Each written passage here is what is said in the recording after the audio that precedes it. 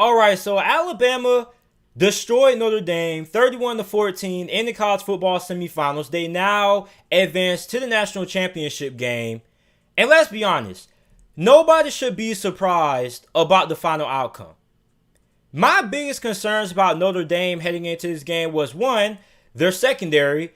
Was their secondary going to be able to contain Devontae Smith? Second was going to be, was his coaching staff going to be able to make the necessary adjustments at halftime to keep up with Alabama?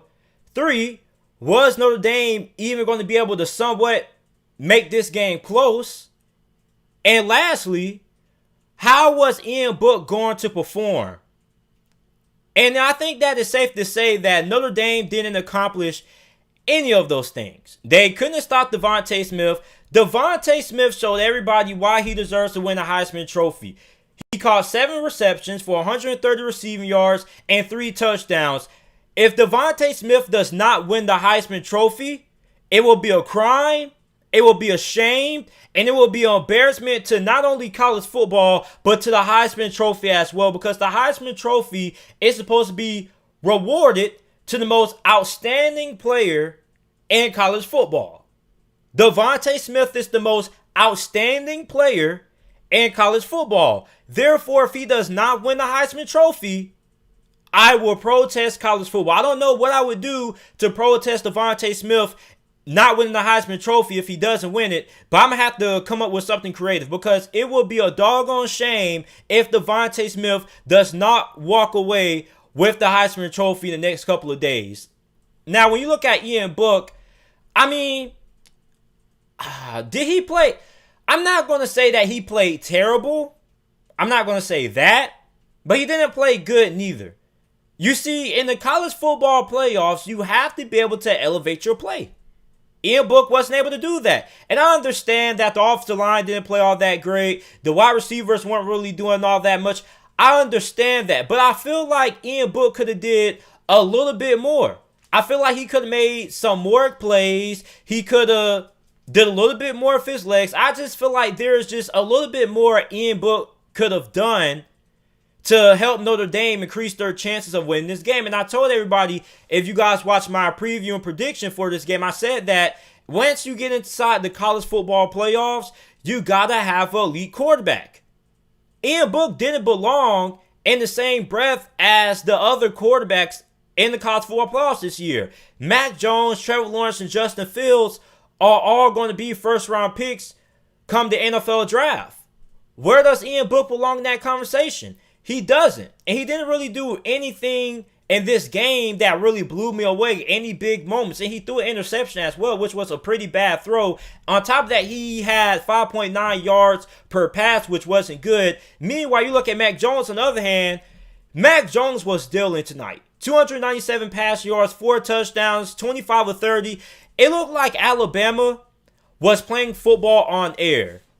Like, for those of you guys who ever played football, you guys know that during practice, you have a part of practice where it's just the offense just running plays on air, getting to know the new plays and things like that. And you have the defense who's also running their kind of plays on air. That's what it looked like when I saw Alabama's offense tonight. They were running plays on air. It looked like Notre Dame's defense was not existent.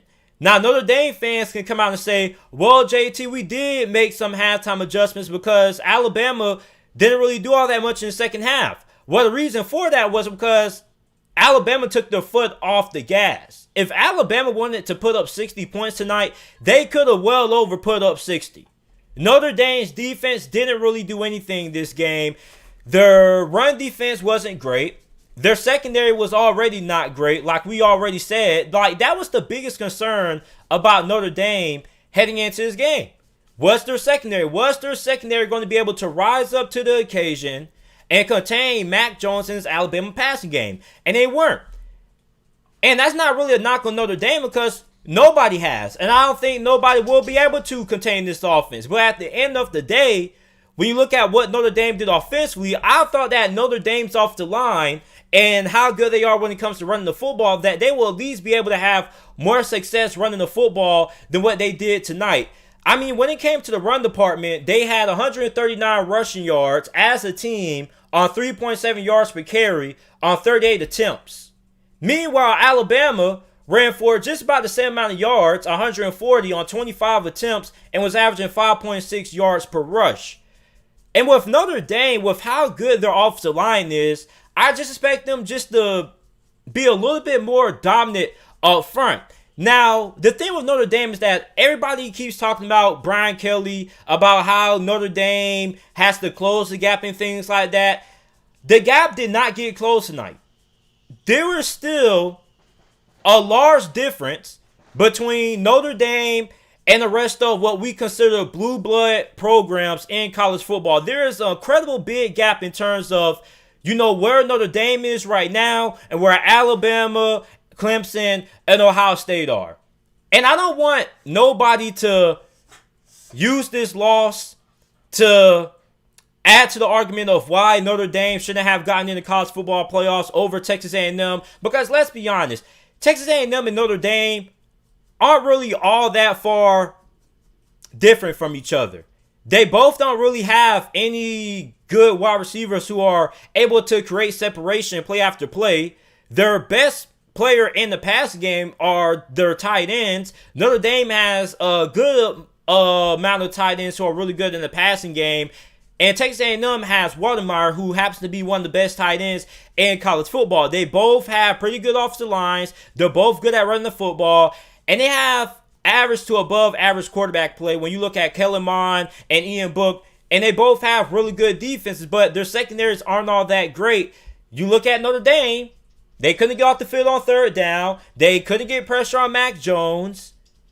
I'm really not surprised about the final outcome of this game. Now, I thought that this game would be a little bit more competitive because I thought that maybe Brian Kelly and Notre Dame I thought that they would have came out in this game in the first quarter with a good game plan, with something that would have had to force this Alabama coaching staff and force this Alabama offense to adapt in the second quarter, but they weren't able to do that.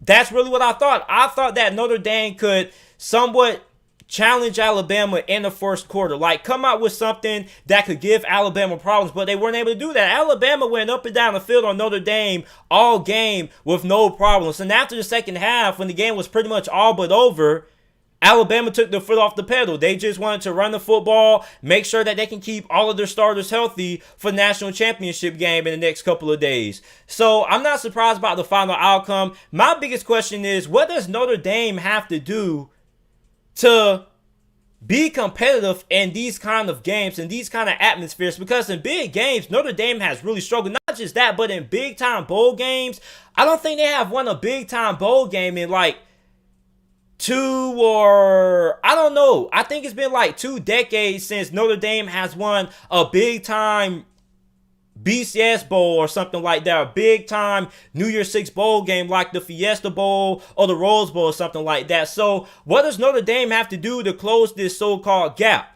Because they do have one of the most talented teams in college football. According to 24/7, they're 8th in team talent composite rankings. So they have a pretty good team. It's just that they have to get them a superstar quarterback. They have to get them some playmakers on the outside.